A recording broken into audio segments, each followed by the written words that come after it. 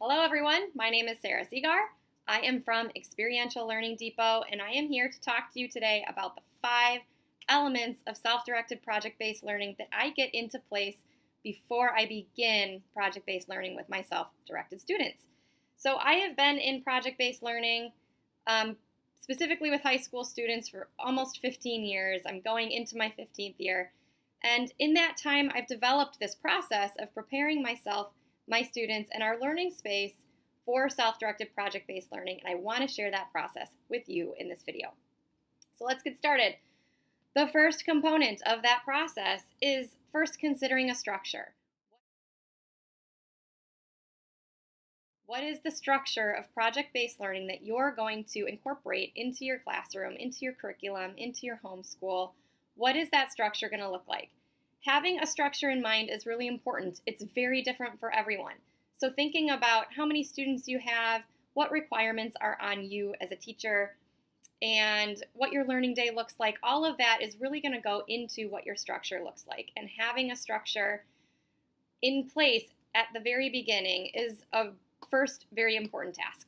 So that's the first step of my process. And once I have a structure in place or an idea of how I'm going to incorporate self-directed PBL into the learning day, the next step is to prepare an implementation strategy.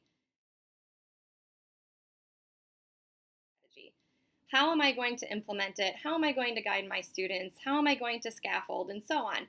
And part of that really just involves getting systems and routines in place.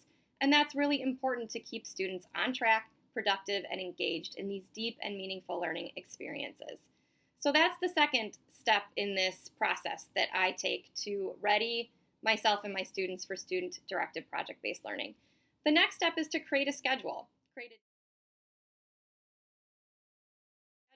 Create a daily, monthly, weekly, session schedule, if you will. So something like a quarterly schedule or a semester schedule.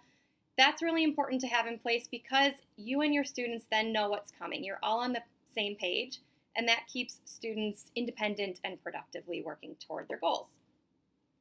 Once you have a structure, implementation strategy, and schedule in place, you can begin creating or putting together scaffolding materials for your students.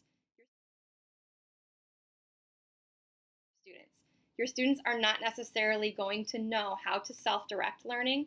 They're not necessarily going to have experience with project-based learning.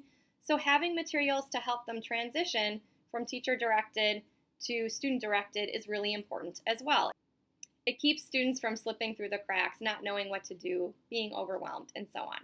So that is the fourth step to preparing a student-led project-based learning environment, is to prepare student scaffolding materials. Finally, the last piece of my process, and my favorite piece of this process of readying PBL for student-directed learners, is to ready the learning space. So self-directed learning and project-based learning have very specific components that make them what they are. So creating a learning space that nurtures those elements or those components, such as collaboration, is really important. For example, having a large table somewhere in the room where students can come together and collaborate and teamwork together and create projects together and outcomes together is really helpful. So that's one example of nurturing a self-directed PBL learning space. So that's my process. Those are the 5 steps that I take to readying my student-led project-based learning classroom. I hope this was helpful. I think that having those things in place at the beginning are really helpful, but if you've already started and you don't have some of those things in place, start now. It's never too late.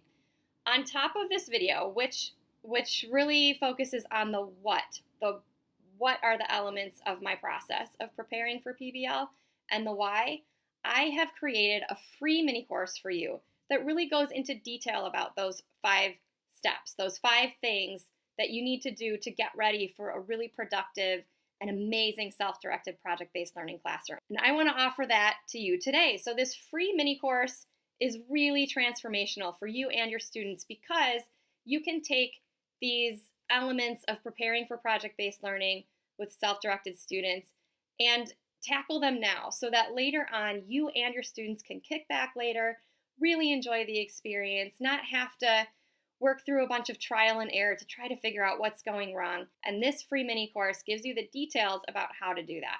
So it's free. You can sign up, and with your sign up, you will get free access to 5 videos that are self-paced. You can go through them at whatever rate you are able. It comes with a PDF checklist and workbook, so you can take notes and mark off the different actionable steps that you've taken to prepare your self-directed project-based learning classroom. And it also includes a certificate of completion that you can use toward professional development.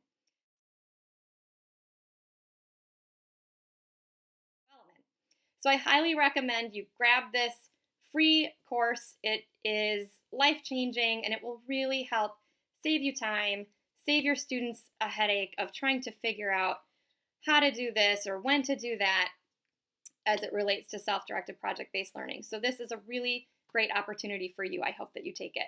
So you can click on the link in the description, which will head you over to that mini course.